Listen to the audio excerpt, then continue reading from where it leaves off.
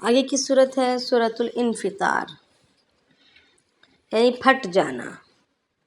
اب یہ پھٹ جانا کیا ہوگا؟ پھٹ جانا کیا ہے؟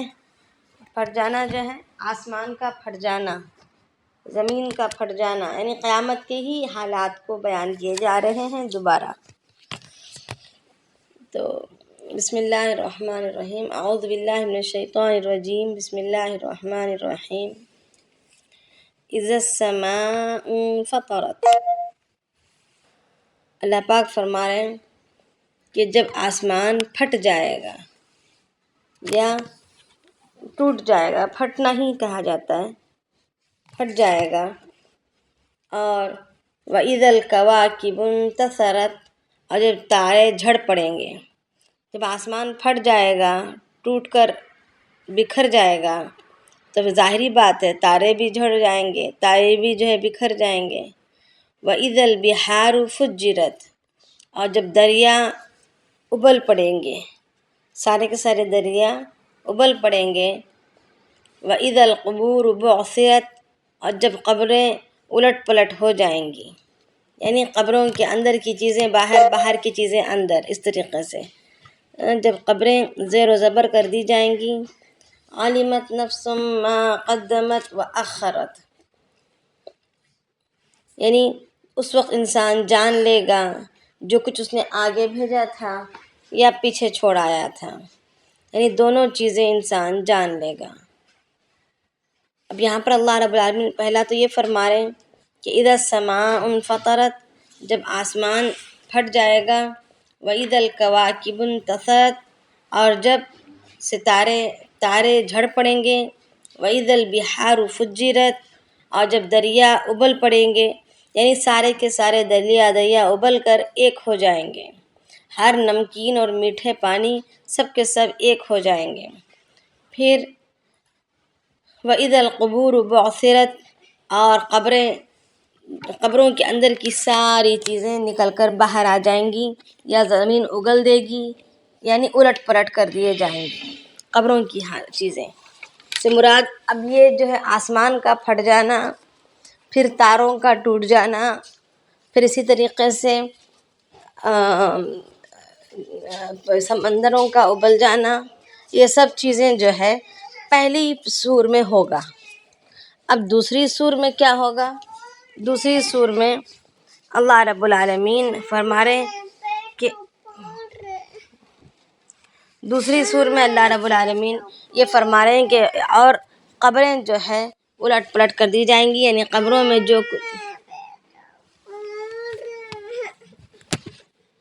قبروں کے اندر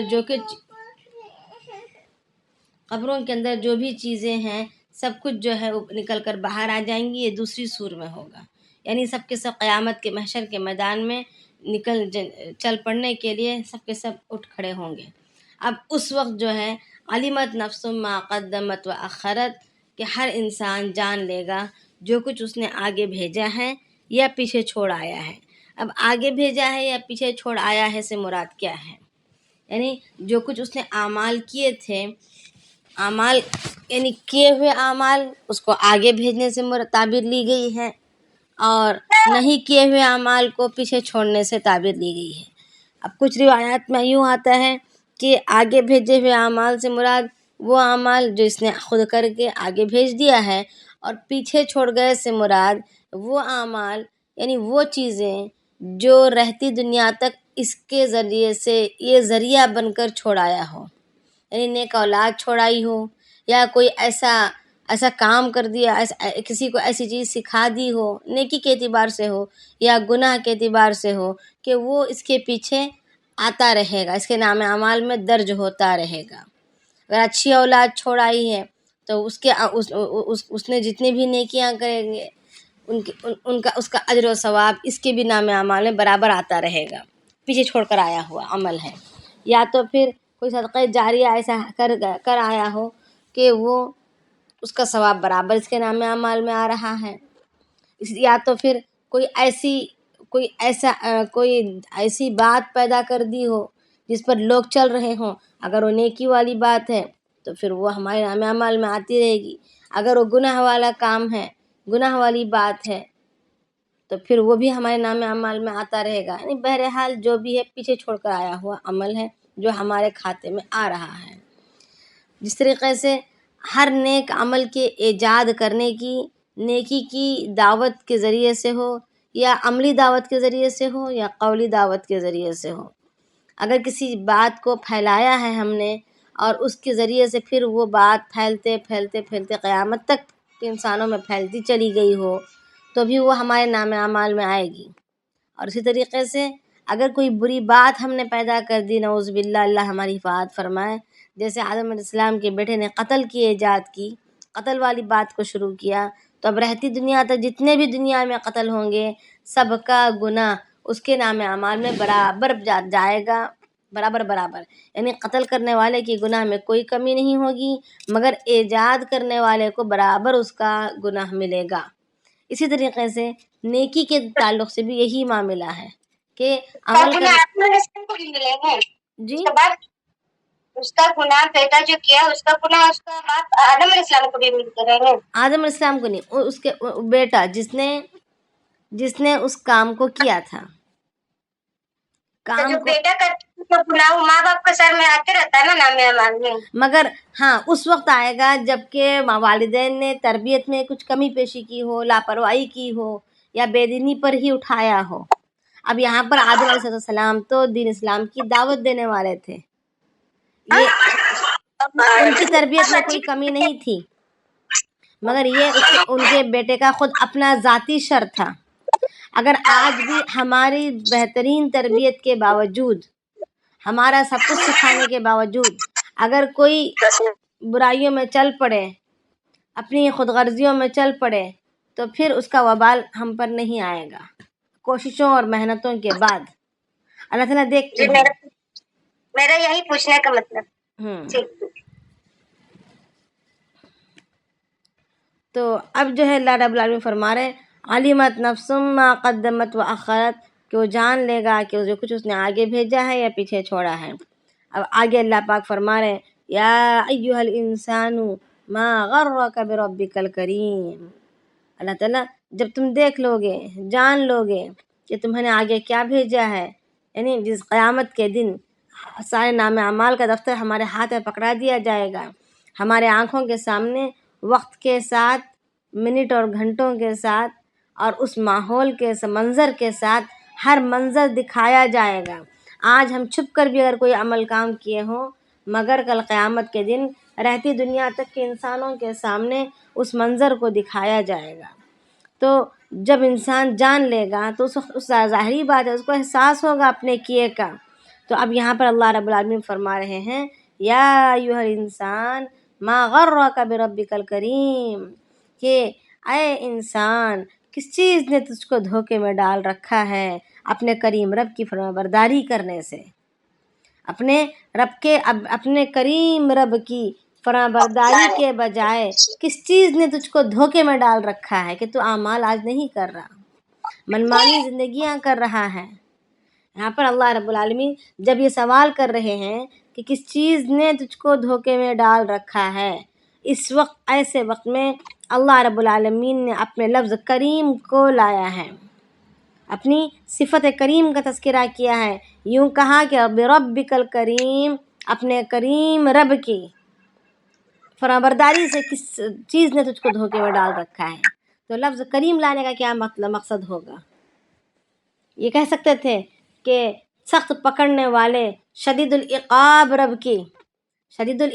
رب کی فرمانبرداری سے کس نے تجھ کو دھوکے میں ڈال رکھا ہے، یہ لا سکتے تھے، ہے نا؟ کیونکہ بدعمالیوں پر ڈانٹ ہو رہی ہے، بدعمالیوں پر پکڑ کر پوچھا جا رہا ہے کہ کس چیز نے تم کو دھوکے میں ڈال رکھا ہے، نافرمانی پر کس چیز نے تمہیں ابھار رکھا ہے، یہ پوچھا جا رہا ہے. تو لفظ یہاں پر ربک الکریم کیوں لایا گیا بجائے شدید العقاب لانے کے؟ کوئی بتا سکتے ہیں؟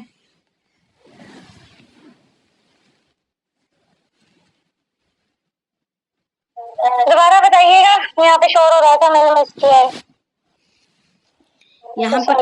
یہاں پر آیت ہے یا ایھا الانسان ما غرک بربک الکریم، اے انسان کس چیز نے تجھ کو دھوکے میں ڈال رکھا ہے؟ اپنے کریم رب سے، یعنی کریم رب کی فرمانبرداری سے کس چیز نے تجھ کو دھوکے میں ڈال رکھا ہے؟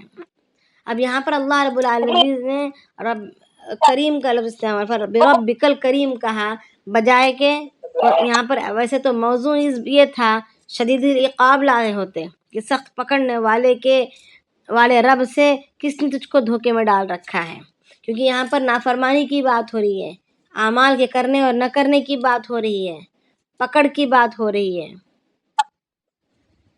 کریم مطلب جنرس ہے، تو اللہ تعالیٰ اپنی جو نعمتیں ہیں وہ انسان کے اوپر پوری پوری بتانا چاہ رہے ہیں کہ میں نے اتنا تمہیں سب کچھ دیا ہے اور پھر بھی تم ایسے ہو۔ نہیں، یہاں پہ اللہ تعالیٰ کہہ رہے ہیں تم نے کر لیے جو کالے کرنے تھے، استغفار کر لو، میں معاف کر دوں گا، میں بہت کرم والا ہوں، میرا کرم جو ہے وہ بہت بڑا ہے۔ ایسے جی، کرم کے مطلب کیا ہے؟ جنرس، کرم مطلب خوب دینے والا، خوب کھول کے اتنا دینے والا کہ سامنے والا خوش ہو جائے، بالکل نہیں دیکھتا کس کو دے رہا ہے۔ ہاں، دینے میں دیکھتا نہیں ہے کس کو دے رہا ہے، وہ تو ہے ہی ہے۔ ہاں، اور یہ ہو سکتا ہے کہ تو اللہ سے استغفار کر لیں، اور یہ قیامت ہے، یہ جنت ہے، یہ جہنم ہے، اب آپ یہیں سے یو ٹرن لے لیں اور اپنی چیزیں ٹھیک کر لیں، تو میں کریم ہوں، میں آتا یا پھر فوراً اللہ پاک کی کرتی اس کی وجہ سے کریم کا، جی کیونکہ اگر اللہ پاک فوراً ہمارے گناہوں کے پکڑ کرتی تو پھر اس وجہ سے کریم کا اللہ نے ذکر کیا ہے، جی کہ ہمارے پر کرم کیا اللہ نے کہ ہاں، فوراً ہمیں سزا نہیں دے رہے۔ بالکل، یعنی اللہ رب العالمین پکڑنے میں دیر کر رہے ہیں، جلدی نہیں کر رہے ہیں، تو کیا وہ یہ وجہ بن گئی تمہاری منمانی کرنے کی، دھوکے میں پڑ جانے کی، کہ میری یہ جو کریم صفت ہے میں پکڑنے میں جلدی نہیں کر رہا ہوں، چھوڑ رہا ہوں، مہلت دے رہا ہوں شدید توبہ العقاب کی، کا مطلب کیا ہوتا سخت ہے؟ اس کا پکڑنے معنی والا، کیا؟ سخت پکڑنے والا۔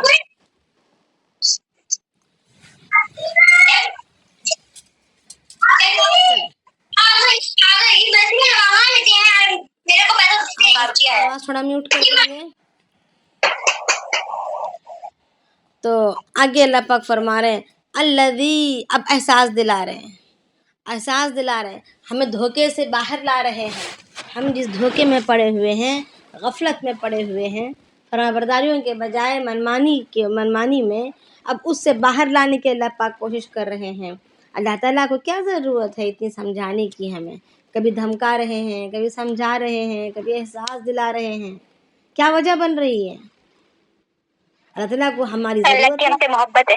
ہاں، محبت کی بنیاد پر، ورنہ اللہ تعالیٰ کو کوئی ہم سے غرض نہیں ہے، ہم سے کوئی غرض نہیں، ہم جنت میں جائیں یا جہنم میں جائیں، اللہ تعالیٰ کی بڑائی میں اور شان میں کوئی کمی نہیں آتی، اس کے خزانوں میں کوئی فرق نہیں پڑتا، اس ہمارے نام اعمال سے، ہمارے بدعمالیوں سے یا ہمارے نیک اعمال سے اس کو کوئی فرق نہیں پڑتا، اس کی شان میں، اس کی بڑائی میں، اس کی عزت میں، اس کی جاہ و جلال میں کچھ فرق نہیں آتا، بس صرف اور صرف محبت ہے جو اللہ رب العالمین ہر طریقے سے ہمارے پیچھے پڑے ہوئے ہیں۔ تو اللہ تعالیٰ فرما رہے ہیں ابھی کہ الذی خلقک فسواک فعدلک، خود ہمارے ہی جسم پر غور کروا رہے ہیں، ہم پر ہی خود کو غور کروا کر ہمیں احساس دلا رہے ہیں کہ یہ کون ہے کریم رب کریم کون ہے؟ وہ ذات ہے جس نے تم کو بنایا، فسواک، پھر تمہیں ٹھیک کیا، فعدلک، پھر تم کو برابر کیا، یعنی ایک تو بنایا، یعنی بالکل ایک نطفے سے تمہارا وجود بخشا، پھر کیسے بنایا تم کو؟ ٹھیک ٹھاک بنایا، یعنی ہاتھ پاؤں سارے جسم کے اعضاء، ہر ضرورت کی چیزیں اللہ رب العالمین نے ہمارے اندر رکھیں۔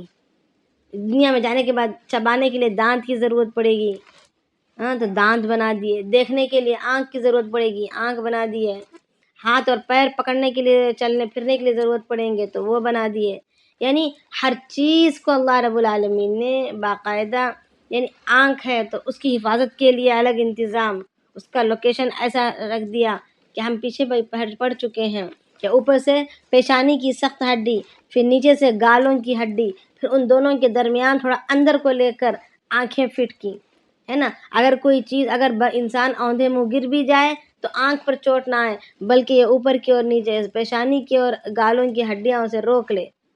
اس طریقے سے یعنی ہر اگر ظاہری اعضاء کو دیکھا جائے تو کئی چیزیں ہیں، انسان سوچتے سوچتے تھک جائے.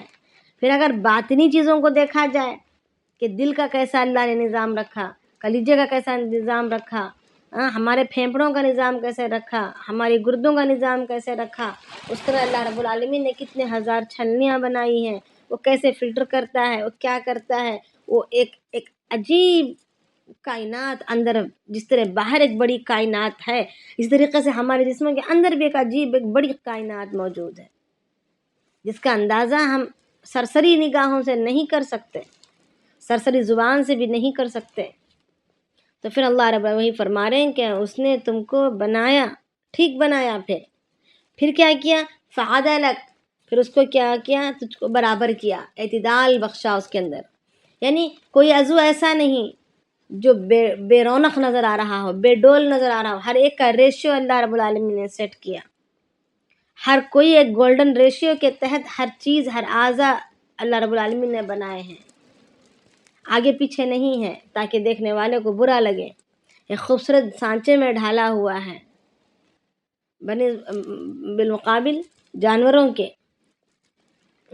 تو اللہ رب العالمین یہی اس کا یہ فرما رہے ہیں.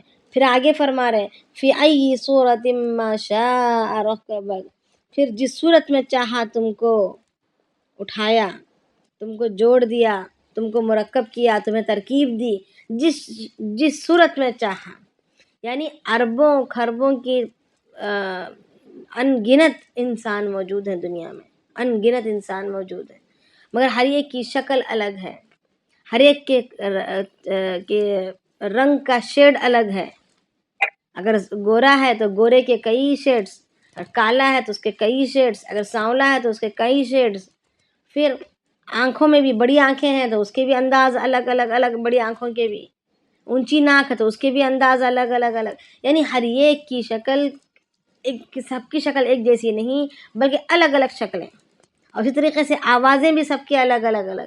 تو ایک اتنے خزانے ہوں گے اس کے، شکلوں کے اتنے سارے ماڈلز، آوازوں کے اتنے سارے سیمپلز، کہاں سے لاتا ہوگا.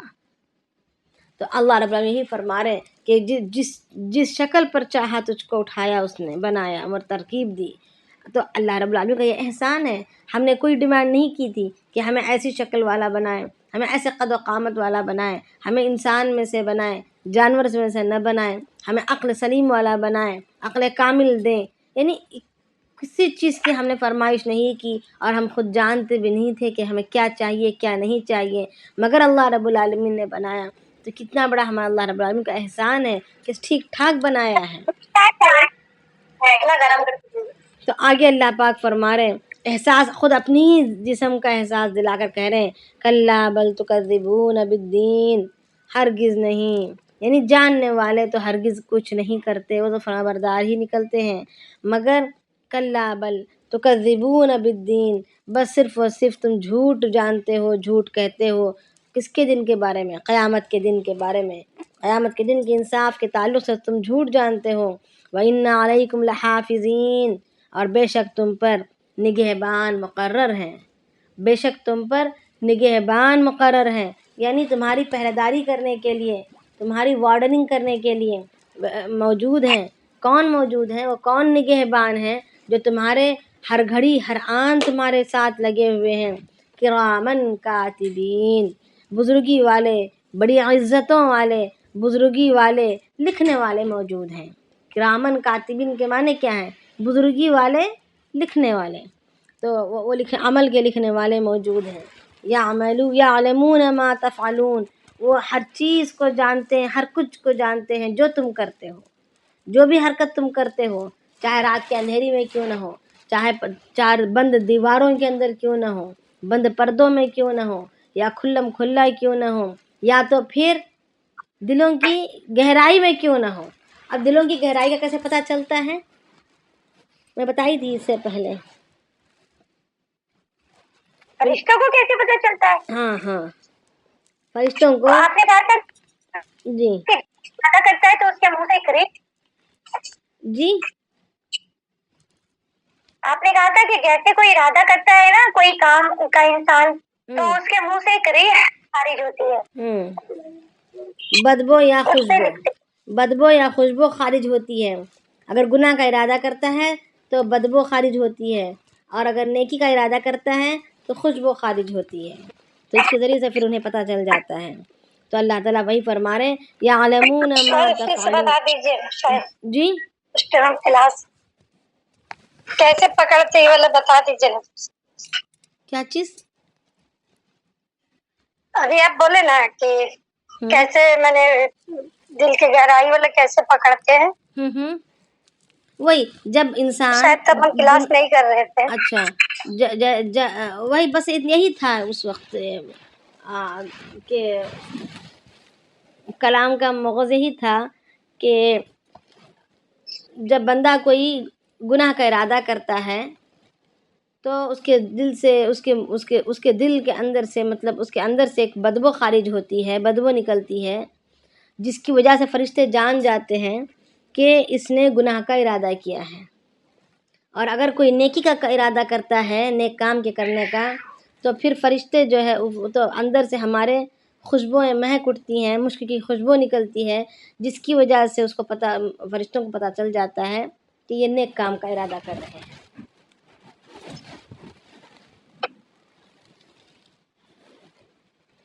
تو آگے اللہ پاک فرمائے یعلمون ما تفعلون، وہ ہر کچھ جانتے ہیں جو کچھ تم کرتے ہو.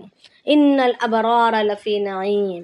اب آگے اللہ پاک فرما رہے ہیں کہ بے شک نیک لوگ، ابرار لوگ نعمتوں میں ہوں گے.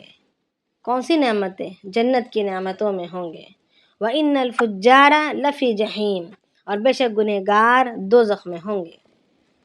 يَصْلَوْنَهَا يَوْمَ الدِّينِ، اس دن یعنی قیامت کے دن، انصاف والے دن ڈال دیے جائیں گے. کس میں ڈال دیے جائیں گے؟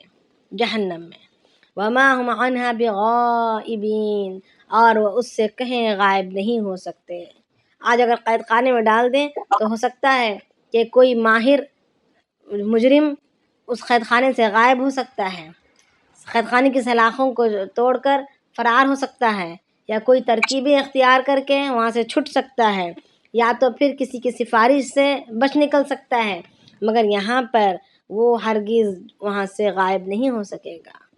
جہنم کے قید خانے سے وہ کبھی بھی نکل کے بھاگ نہیں سکے گا. وما ادراک ما یوم الدین.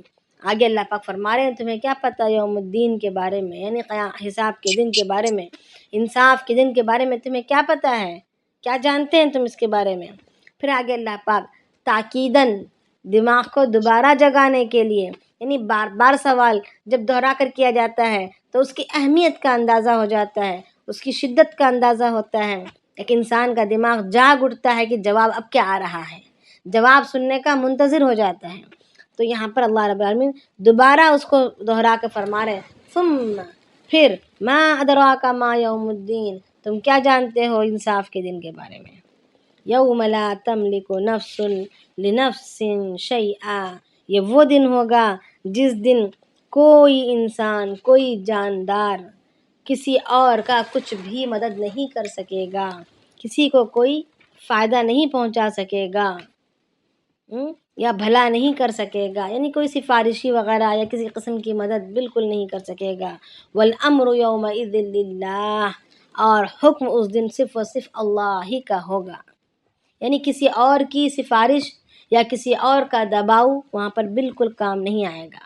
خود ہماری زبان درازی اور تلخ زبانی، چرب زبانی کام نہیں آئے گی، یا کسی اور کی سفارش بھی کام نہیں آئے گی، یا کسی اور کی طاقت. آج جتنا بھی بڑا کوئی بیٹھا ہو اس سے بڑا کوئی ہوتا ہے، پھر اس سے بڑا کوئی ہوتا ہے، کسی نہ کسی کے دباؤ سے انسان کے بچ نکلنے کی شکلیں پیدا ہو جاتی ہیں. مگر یہاں پر صرف اور صرف حکم جو ہے اللہ تعالیٰ ہی کے لیے ہوگا. جیسے اللہ پاک سورہ زمر میں فرماتے ہیں، کیا فرماتے ہیں کہ قیامت کے دن اللہ رب العالمین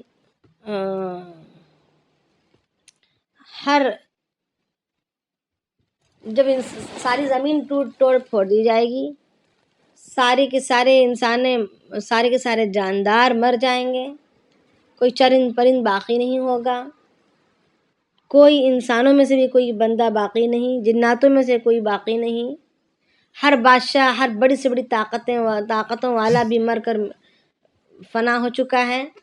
ایسی وقت میں اللہ رب العالمین فرشتوں کو بھی موت دے دیں گے، فرشتوں کو بھی اپنے حکم کاملہ سے موت دے دیں گے، تو ان کی بھی روحیں نکل جائیں گی۔ اب سوائے اللہ تعالیٰ کے اور ملک الموت کے کوئی نہیں باقی ہوں گے، تو اللہ تعالیٰ ملک الموت کو، جو سبوں کی روح نکالتے ہیں، ان کو بھی اپنے حکم کاملہ سے ان کو بھی موت دے دیں گے۔ اب اس کے بعد سوائے اللہ تعالیٰ کی ذات کے کوئی نہیں ہوگا، سوائے اللہ تعالیٰ کی ذات کے کوئی وہاں پر زبان ہلا کر بولنے والا موجود نہیں ہوگا۔ تو اس وقت اللہ رب العالمین آواز لگائیں گے، لمن الملک اليوم، لمن الملک اليوم، آج بادشاہت کس کی ہے؟ اللہ تعالیٰ اس وقت آواز لگائیں گے کہ آج بادشاہت کس کی ہے؟ تو اس وقت اٹھ کر میں بھی اپنی گلی کا بادشاہ تھا، یا میں اپنے گھر کا بادشاہ تھا، میں اپنے گھر کی ملکہ تھی، میں اپنے خاندان کی ملکہ تھی، کوئی زبان اٹھ کر بولنے والی نہیں ہوگی۔ تو اس وقت اللہ تعالیٰ فرمائیں گے للہ الامر، یعنی امر، حکم صرف اور صرف اللہ تعالیٰ ہی کا ہے۔ تو یہ وہ منظر ہوگا۔ تو اللہ رب العالمین اسی کی طرف اشارہ کرتے ہوئے فرما رہے ہیں کہ یہ وہ دن ہوگا کہ اس دن امر اللہ صرف اور صرف اللہ تعالیٰ ہی کے لیے ہوگا، حکومت صرف اللہ تعالیٰ ہی کے لیے ہوگی۔ تو اللہ تعالیٰ یہاں پر حکومت صرف اور صرف اللہ تعالیٰ کے لیے ہوگی، یہ کیوں یہاں پر اظہار کر رہے ہیں؟ ظاہر کرنے کی کیا وجہ ہے؟ کہ ہمیں اپنی حیثیت کا پتہ چلے، اور جب بندے کو اپنی حیثیت کا پتہ چل جاتا ہے تو پھر فرمانبرداری کے لیے جھکنا آسان ہو جاتا ہے، دنیا اپنی خواہشات کو فنا کرنا آسان ہو جاتا ہے، آخرت کی تیاری کرنا آسان ہو جاتا ہے کہ ہم ایک بہت بڑے بادشاہ کے دربار میں ہمیں حاضر ہونا ہے، اب اس کے پاس ہمیں اپنے کیے کا جواب دینا ہے۔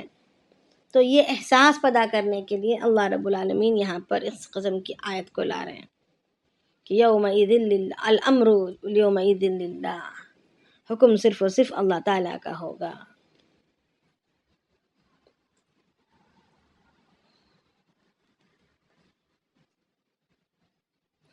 ابرار جو یہاں پر کہا جا رہا ہے، ابرار کل بھی آیا تھا، ابرار ہے نا، آج بھی آیا تھا۔ تو ابرار کے کیا معنی ہوتے ہیں؟ روایتوں میں آتا ہے کہ ابرار جو ہے والدین کی فرمانبرداری کرنے والے اور اپنی اولادوں کے ساتھ، اپنے اہل و عیال کے ساتھ حسن سلوکی کرنے والوں کی خصوصیت ہوگی۔ اپنے اہل و عیال کے ساتھ اپنے اولاد ہوں یا پھر اپنے ماں باپ ہوں، اپنے اوپر اور اپنے بعد اپنے نیچے کے ساتھ سلوک اچھا کرنا، خوش اخلاقی سے پیش آنا، اچھا سلوک کرنا، نرمی کی گفتگو نرم کرنا، یعنی انسان باہر اچھے اخلاق سے بڑے آرام سے پیش آ جاتا ہے، مگر گھر کے اندر اچھے اخلاق سے پیش آنا یہ بہت ہی بڑی مشکل بات ہے۔ تو یہاں پر ابرار ان کو کہا جاتا ہے جن کے اخلاق اپنے گھر سے شروع ہو رہے ہوں، جن کے اخلاق اپنی ذات سے شروع ہو رہے ہوں۔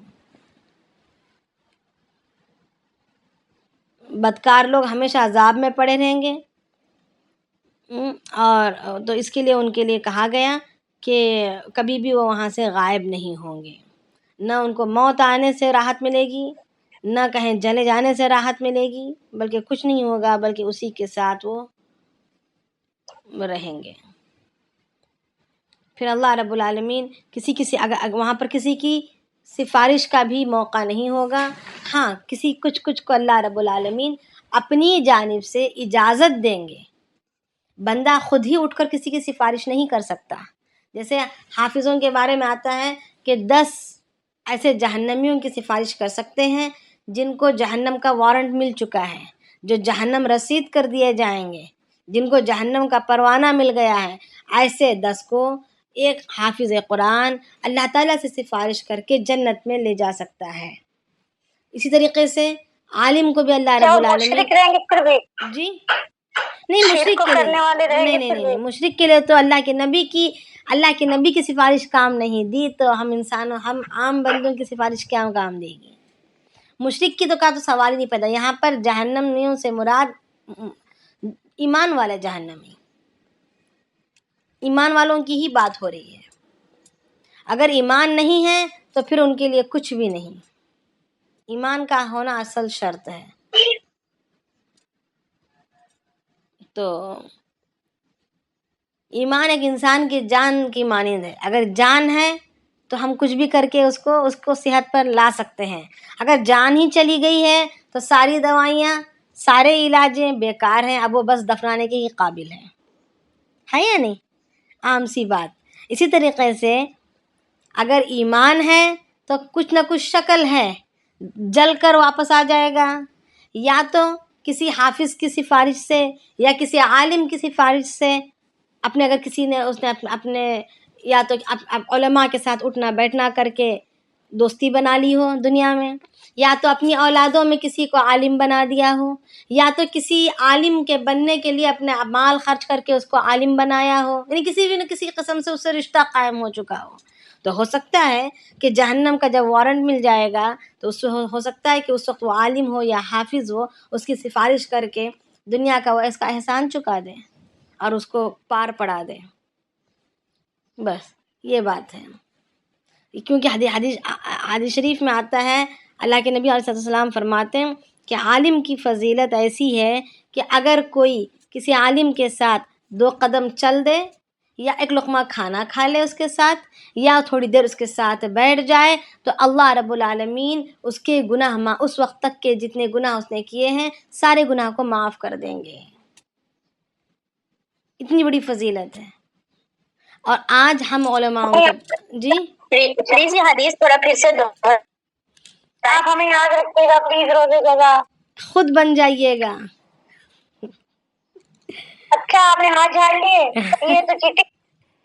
یہ حدیث پلیز دوہرائیں تھوڑا پھر سے. ہاں، حدیث شریف میں آتا ہے جس کا مفہوم یہ ہے، حدیث تو کافی بڑی ہے، جس کا مفہوم یہ ہے کہ اگر کوئی بندہ کسی عالم دین کے ساتھ، اب عالم سے مراد ہر غیرہ نہیں بلکہ عالم عمل سے ہوتا ہے. میں پہلے بات یہ بتا دوں کہ ہر سند یافتہ مدرسے میں داخلہ لے کے باہر نکلا ہوا بندہ یا بندی کو نہیں کہہ سکیں گے، بلکہ عالم وہی کہلائے گا جو عمل والا ہو، جس کی زندگی میں عمل ہو، وہ عالم کہلاتا ہے. عالم عمل سے ہوتا ہے نہ کہ علم سے. اور عالم اپنی اہل کے ساتھ ہو، یعنی عالم کے اندر اس کی اہلیت موجود ہو. عالم بننے کے لیے اہلیت کا ہونا بھی ضروری ہے. اہلیت کیا ہے؟ یعنی اس کا لائق. سمجھ میں آ رہا ہے؟ اللہ کے نبی علیہ السلام کی یہ وراثت ہے. اللہ کے نبی علیہ السلام کے وارث بننے کو جا رہے ہیں. حدیث شریف میں کیا آتا ہے کہ اللہ کے انبیاء کے وارث، انبیاء کی میراث دینار اور درہم نہیں ہوا کرتے، بلکہ انبیاؤں کی وراثت علم دین ہوا کرتا ہے، شریعت ہوا کرتی ہے. اور العلماء ورثۃ الانبیاء کہ علماء جو ہے انبیاؤں کے وارث ہیں. یعنی انبیاء کے وارث ان کا بیٹا ان کا وارث ہے نہیں، بلکہ علماء وارث ہیں. جو عالم بنتے ہیں وہ نبی کے وارث بن جاتے ہیں. اب یہ نبی کے وارث بننے کے لیے اس کے لائق بننا بھی ضروری ہے. اپنے اندر ویسے کمال، ویسے صفات، وہ شان پیدا کرنا ضروری ہے. ہر گندگی سے، ہر برائی سے وہ انسان کو دور ہونا ضروری ہے. یہ نہیں کہ بس عالم کتابیں اوراق پلٹا دیا اور وہ عالم بن گیا، اب وارث بن گیا. نہیں، ایسی بات نہیں ہے. آسمان والوں کی نگاہوں میں، آسمان والوں کی فہرست میں وہ بندہ چنا نہیں جائے گا. ہاں بظاہر دنیا کے رجسٹر میں آ جائے، مگر آسمان والوں کی نگاہوں میں وہ بندہ عالم کی فہرست میں نہیں داخل ہو سکتا. ابو داؤد شریف کی حدیث ہے، اللہ کے نبی علیہ السلام فرماتے ہیں کہ اگر کسی نااہل کو، وہ اہل نہیں ہے، وہ لائق نہیں ہے عالم بننے کے، مگر اگر اس کو علم حاصل کرا دیا، ایسا ہے جیسا کہ خنزیر کے گلے میں موتیوں کا ہار ڈالنا. یعنی اتنی بدترین بات کہی گئی کہ اس کی حیثیت ایسی بدتر ہے جیسے خنزیر کے گلے میں موتیوں کے ہار کو ڈالنا. تو اب جو ہے کوئی اہل عالم بننے کا لائق ہو، عالم بننے کی صلاحیت رکھتا ہو، صفات رکھتا ہو، ایسا بندہ عالم بنے، پھر اس پر عمل کرے. تو پھر اللہ رب العالمین حدیث شریف میں آتا ہے، اللہ کے نبی علیہ السلام فرماتے ہیں کہ اگر کوئی عالم کے ساتھ 2 قدم چلتا ہے، یا عالم کے ساتھ 2 گھڑی بیٹھتا ہے، یا عالم کے ساتھ 2 لقمہ کھانا کھا لیتا ہے، یعنی کچھ دیر اس کے ساتھ بتانا، مطلب گزارنا مقصود ہے یہاں پر کہنے کا، تو اللہ رب العالمین اس کے گناہ معاف فرماتے ہیں اور اس کے درجات کو بلند کرتے ہیں. یہ ہے.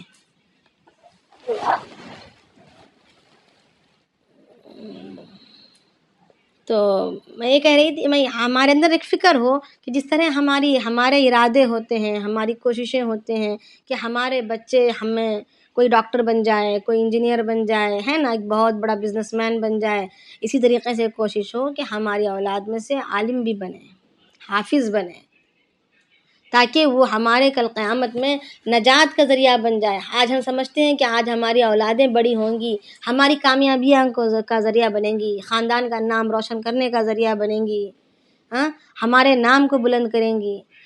ہمیشہ والی زندگی میں ہماری اولادیں کیسے بنیں، کس لائق بنیں، یہ غور کرنے کی زیادہ ضرورت ہے.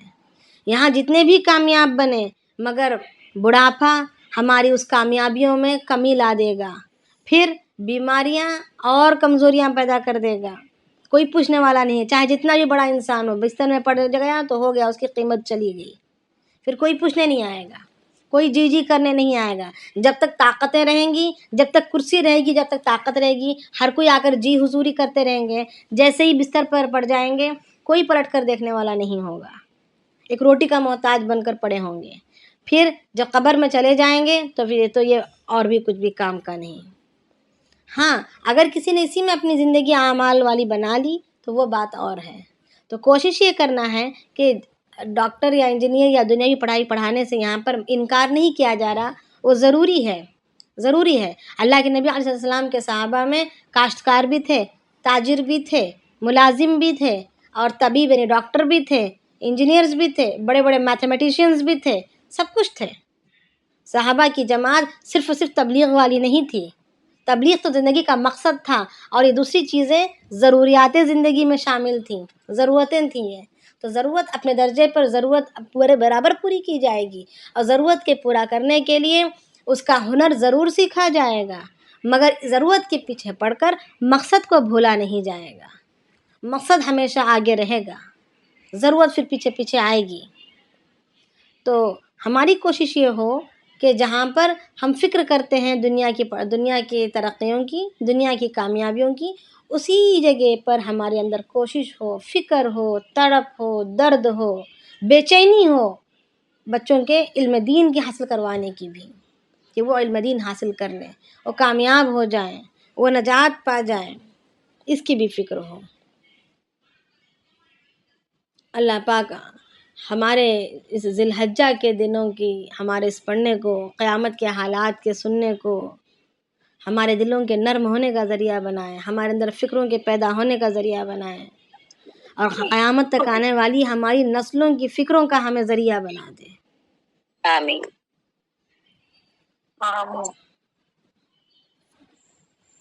کسی کو کچھ پوچھنا ہے؟ صورت تو ختم ہو گئی، اور اگلی صورت اگر میں شروع کروں تو ختم نہیں کر پائیں گی. تو ویسے تو اللہ رب العالمین آج کل ہماری دھلائی ہی کر رہے ہیں، ہے نا، پکڑ ہی کر رہے ہیں، دائرہ تنگ کرتے جا رہے ہیں.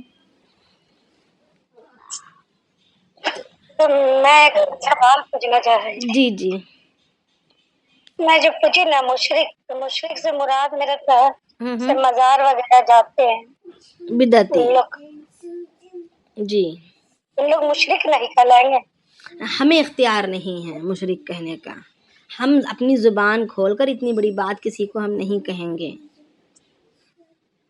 پتہ نہیں کب وہ توبہ کر لے. ہمارا مشرک کہنا ہمیں کب گڑھے میں گرا دے، تو ہم کسی کو زبان کھول کر نہیں کہیں گے.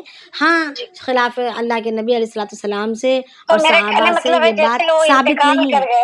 جی، وہی حالت میں سے انتقال کر گئے، اس حالت میں وہ انتقال کر گئے جی، تو ان کو میں نے جنت لے جانے میں سفارش ہو جائے گا. اب وہ اگر وہ ایمان پر کر گئے ہیں، ابھی دیکھیں، اب ان کی دل کی کیفیت ہم نہیں جانتے. اب وہ مزار پر جا رہے ہیں، مزار پر جا کر ان کی نیت کیا ہے؟ ان کو اللہ کے برابر مان رہے ہیں، یا اللہ کے نبی اللہ تعالیٰ کا ولی مان رہے ہیں، ان کی عقیدت اور محبت میں جا رہے ہیں ولی ہونے کی وجہ سے، یا اللہ کے برابر ان کو سمجھتے ہوئے جا رہے ہیں، یہ ہمارے کرتا دھرتا ہیں، ان سے ہمیں روزیاں ملتی ہیں، یہ ہمارے سب کچھ ہیں، ایسے سوچ کے جا رہے ہیں۔ اب ان کی دل کی کیفیت تو ہمیں نہیں پتہ۔ اگر وہ محبت کی انتہا میں جا رہے ہیں، ان کی عقیدت بے انتہا ہے، اب وہ عقیدت میں غلو کر رہے ہیں، وہاں پر جا کر سجدے کر رہے ہیں، جو بھی کر رہے ہیں، اگر شرک نہیں ہوگا، اللہ کی ذات میں برابر اگر نہیں کھڑا رہے ہیں، تو مگر ان کی حرکتیں خلاف سنت ہونے کی، جیسے ان کو سزا ضرور ملے گی، مگر ہو سکتا ہے وہ سزا پانے کے بعد جنت میں آ جائیں۔ شرک جب تک دل میں داخل نہیں، اللہ تعالیٰ کے برابر اگر کھڑا کر نہیں کھڑا کیے ہوں تو، اور یہ دل کی کیفیت ہم نہیں جانتے، تو ہم کسی پر یہ ٹھپا نہیں لگائیں گے کہ فلاں یوں ہی مر گئے تو اب وہ جہنم میں ہی گئے، ایسا ہم نہیں بول سکتے، کسی کے بارے میں سوچنا بھی نہیں چاہیے۔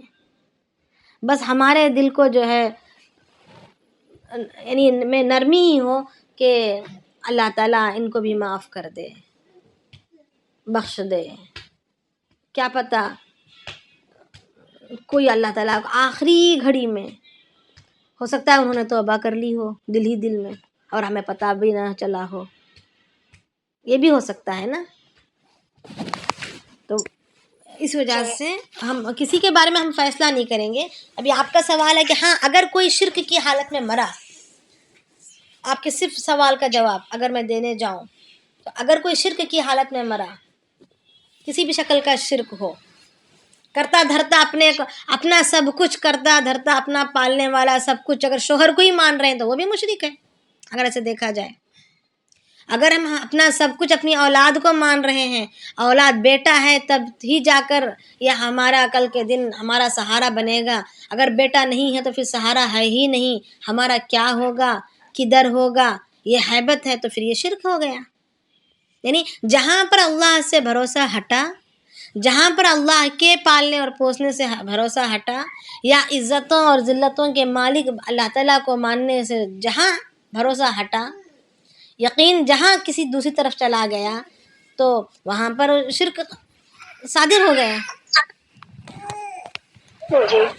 تو یہ تو ڈرنے کی ہی بات ہے، بہت ڈرنے کی بات ہے، اور یہ چیزیں ہمیں آج پتہ نہیں چلیں گی کس کا کیا حال ہے، دل کا کس کے دل کا کیا حال ہے، وہ انسان خود ہی جانتا ہے، ہم نہیں جان سکتے، اور یہ چیزیں تو ہمیں قیامت میں ہی دیکھنے کو ملیں گی۔ اب ہم فیصلہ نہیں کر سکتے، ہم بس اپنے بارے میں فیصلہ کر سکتے ہیں کہ ہمارے دل میں کیا ایمان ہے اور کس درجے کا ہے، اور ہم کس درجے تک ہم اللہ تعالیٰ سے ڈرتے ہیں یا اللہ تعالیٰ پر ایمان رکھتے ہیں، کس درجے تک ہم جو ہے اللہ کے غیر سے بے خوف ہیں، بالکل نہیں گھبراتے ہیں۔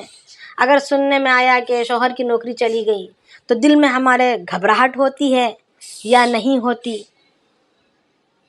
سمجھ میں آ رہا ہے نا کہ یہ چیزیں کا ہم خود اپنا اندازہ لگا سکتے ہیں، مگر کسی اور کے بارے میں ہم بول نہیں سکتے۔ مگر یہ باتیں ہیں کہ اگر ایمان میں کمزوری آئی، اللہ پر توکل میں کمزوری آئی، تو پھر وہ چیزیں شرک تک انسان کو لے جاتی ہیں، پھر پتہ نہیں اللہ پاک کب پکڑ کریں، کس کی پکڑ کریں، کس شکل میں پکڑ کریں، کس وجہ سے پکڑ کریں، ہم بول نہیں سکتے۔ تو اپنے معاملے میں تو بچ کر خوب چلنا ہے، اور دوسروں کو بھی تعلیم دینی ہے، مگر کسی کو پوائنٹ آؤٹ نہیں کر سکتے ہم۔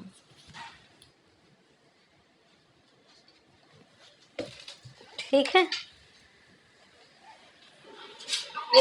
جی۔ اور کسی کو کچھ پوچھنا ہے یا بس کر دیں گے؟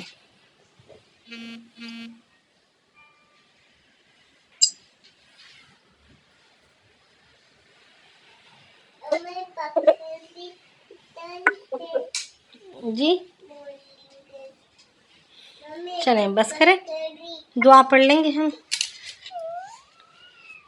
سبحان اللہ وبحمدہ، سبحانک اللہم وبحمدک، نشہد ان لا الہ الا انت، نستغفرک ونتوب الیک، سبحان ربک رب العزۃ عما یصفون، وسلام علی المرسلین، والحمد للہ رب العالمین۔ جی جزاک اللہ خیر، السلام علیکم رحمۃ اللہ وبرکاتہ۔ جی وعلیکم جزاک السلام اللہ السلام علیکم وعلیکم السلام ورحمۃ اللہ وبرکاتہ۔ السلام علیکم